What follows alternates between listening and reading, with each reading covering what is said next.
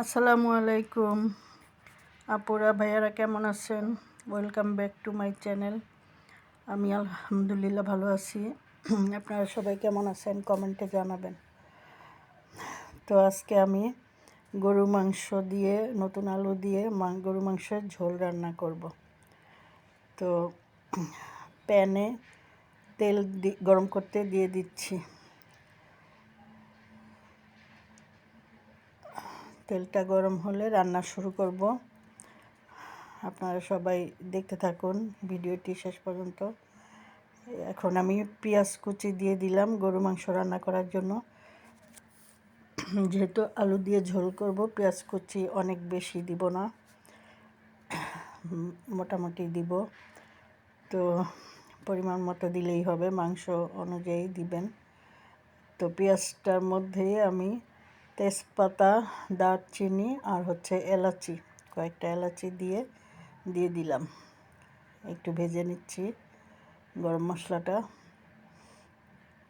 পেঁয়াজের সাথে, তাহলে ঘ্রাণটা একটু সুন্দর হয়। তো দেখেন পেঁয়াজটা মোটামুটি ভাজা হয়ে গিয়েছে। এই পর্যায়ে এখন আমি সব মশলা একে একে দিতে থাকবো আর রান্নাটা শেষ করব। প্রথমেই আমি কাঁচা মাংসটা পেঁয়াজের মধ্যে দিয়ে দিলাম। মাংসটাকে একটু তেল পেঁয়াজ দিয়ে একটু ভেজে নিব, তেল আর পেঁয়াজের সাথে একটু ভাজবো, তারপরে মশলা দিব। তো দেখেন এখানে মাংসর মধ্যে কোনো হাড় নাই আমার, শুধু মাংস আর একটু চর্বি আছে। তো এই পর্যায়ে একটু কাঁচামরিচ দিয়ে দিয়েছি। মাংসটাকে একটু ভাজবো তেলের মধ্যে। এইভাবে রান্না করলে আমার কাছে বেশ ভালো লাগে, নর্মালভাবেও করা যায়। দেখেন আমি এখন লবণ দিয়ে দিয়েছি, তারপর দিয়ে দিলাম শুকনো মরিচের গুঁড়া, লাল মরিচের লাল লাল যেটা, তারপর দিলাম হলুদের গুঁড়া। গুঁড়া মশলা মাংস পরিমাণ অনুযায়ী দিবেন। এখন আবার একটু নাড়াচাড়া করা হচ্ছে, একটু নেড়ে চেড়ে নাড়তে নাড়তে মাংসটাও সিদ্ধ হতে থাকবে, আমার মশলাও কষানো হতে থাকবে। আর মাংসটা আমি তেলের মধ্যে অনেক ভালো করে ভেজে নিয়েছি। তারপরে এখন মশলাগুলি দিচ্ছি আর কষাচ্ছি। এখন দিয়ে দিলাম একটা টমেটো কুচি করে রেখেছিলাম, সেটা দিয়ে দিলাম।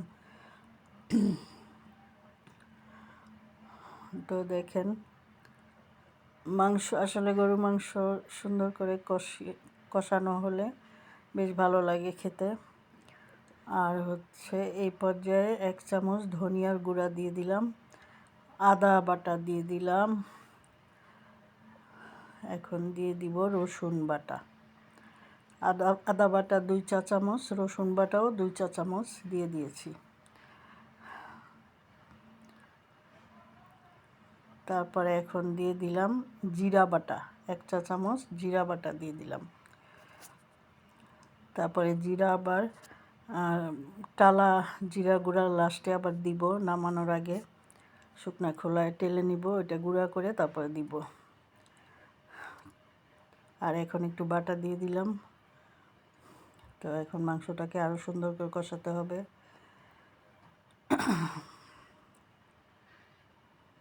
দেখেন এর মধ্যে এখন ঢেকে দিয়েছি, ঢেকে কিছুক্ষণ রান্না করার পরে এবার খুলে দেখব। দেখেন কষানোটা অলমোস্ট ভালোই হয়ে গিয়েছে। হ্যাঁ, তেল উপরে চলে আসছে, তার মানে কষানোটা খুব ভালো হয়েছে।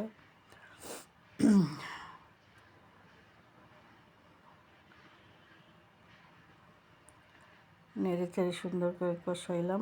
এখন আমি কয়েকটা নতুন আলু ছোট ছোট ছিলে ধুয়ে পরিষ্কার করে রেখেছি, সেগুলো দিয়ে দিলাম। মাংসটাই আজকে আলু দিয়ে মূলত ঝোল করব, এইভাবেই নিয়েছি আর কি আমি। তো কয়েকটা আলু দিয়ে দিলাম, ছোট আলুগুলা ছোট, এই জন্য আমি টুকরা করি নাই। আর এইভাবে দেখতে আমার কাছে কেন জানি ভালো লাগে। একটু ছোট ছোট আলুগুলা এইভাবে দিয়ে, টুকরা না করে দিয়ে গরু মাংসের মধ্যে দিলে খুব ভালো লাগে আমার কাছে।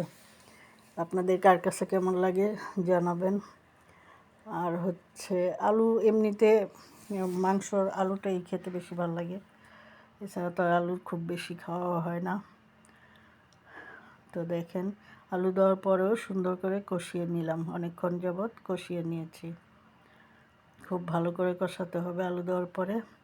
তারপরে আমি গরম পানি করে রেখেছিলাম, এখন ঝোলের জন্য গরম পানিটা দিয়ে দিলাম। আর ঝোল তো হবে আর সেদ্ধ হবে গরু মাংসটা।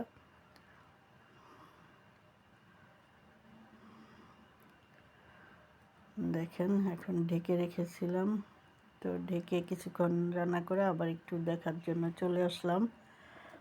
তো এখন জাল উঠে গিয়েছে। এই পর্যায়ে আমি 4টা গোটা রসুন দিয়ে দিলাম গরু মাংসের মধ্যে। 4টা গোটা রসুন দিয়ে দিলাম। রসুনটা সিদ্ধ হতে থাকবে, আর রসুনের ফ্লেভারটা খুব ভালো আসে। তো দেখেন আমার মাংসটা রান্না হচ্ছে।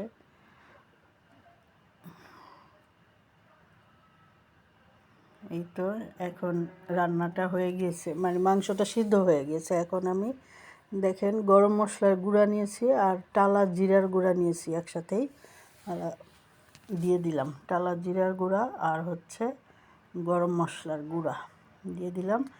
এখন হচ্ছে সুন্দর করে নাড়াচাড়া করে রান্নাটা শেষ করার পালা।